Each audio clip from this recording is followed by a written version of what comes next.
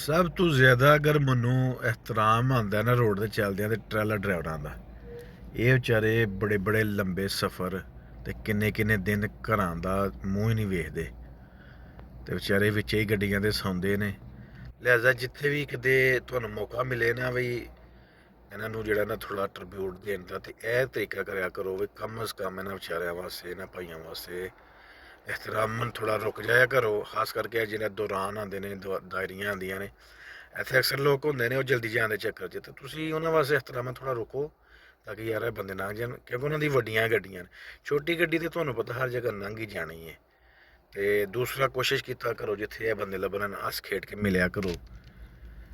ਵਜ੍ਹਾ ਵੱਲਾ ਇਹਨਾਂ ਦੀ ਜ਼ਿੰਦਗੀ ਟਰਾਲਾ ਡਰਾਈਵਰਾਂ ਦੀ ਸਭ ਤੋਂ ਜ਼ਿਆਦਾ ਟਫ ਜ਼ਿੰਦਗੀ ਹੈ ਜਿਹੜੀ ਨਾ ਉਹ ਟਰਾਲਾ ਡਰਾਈਵਰਾਂ ਦੀ ਹੈ।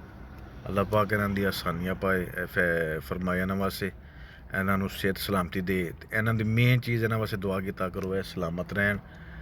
ਇਹ ਅਸਲ ਹੀਰੋ ਨੇ ਸਾਡੇ।